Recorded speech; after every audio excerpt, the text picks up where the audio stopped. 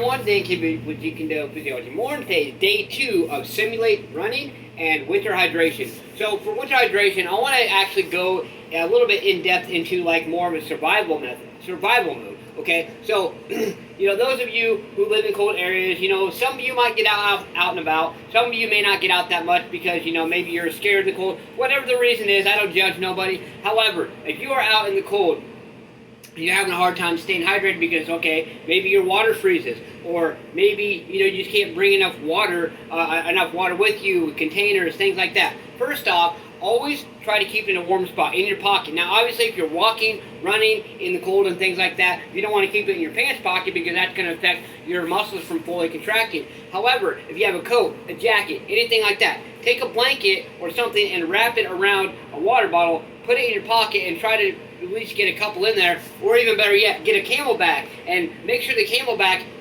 is actually underneath other clothes so that it does not freeze as you're walking, running, things like that. Once again, it is easy to be dehydrated or get dehydrated in the wintertime because you're not going to get as thirsty because you don't sweat as much, so it's going to be a lot more difficult. So, if those of you who are interested in more of a survival type method, there's a little quick tidbit on that. Okay, so as far as the running simulating, so years ago when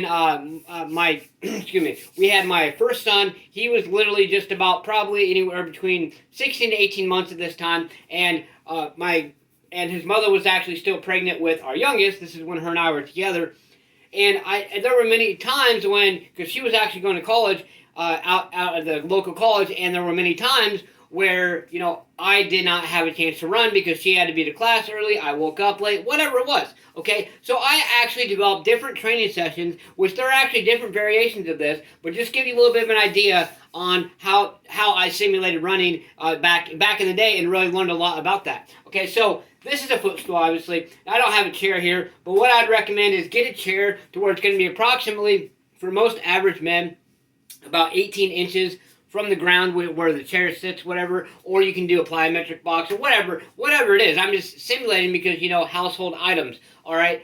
And then for women, probably about 14 to 16, depending on your height, okay? Obviously, I'm shorter, I'm a guy, but I'm shorter, so I'm going to need something a little bit lower. But what I'm just going to simulate with this footstool here, and like I said, there's different variations of this, but the whole idea here is alternating between different exercises, keeping your heart rate up into that cardiovascular range to get the enhancement of your cardiovascular response if you're not able to run, or if you can't run, or if you just don't, have the means, whatever it is, okay? So the first thing you're going to do is, and like I said, there's different variations. I'm just going to show you kind of from the side here. The first thing you're going to do is single leg raise it, but when you go, come up, bring your knee up. That's going to increase the intensity a little bit. So boom, here, that footstool's going to move, so I'm only going to show you a few, okay? Boom, here, okay? So you can start with one leg, do one leg for a while, and then switch to the other leg, or you can go like this. You can do one leg here, boom, another leg, then the other leg, like I said, it's not very,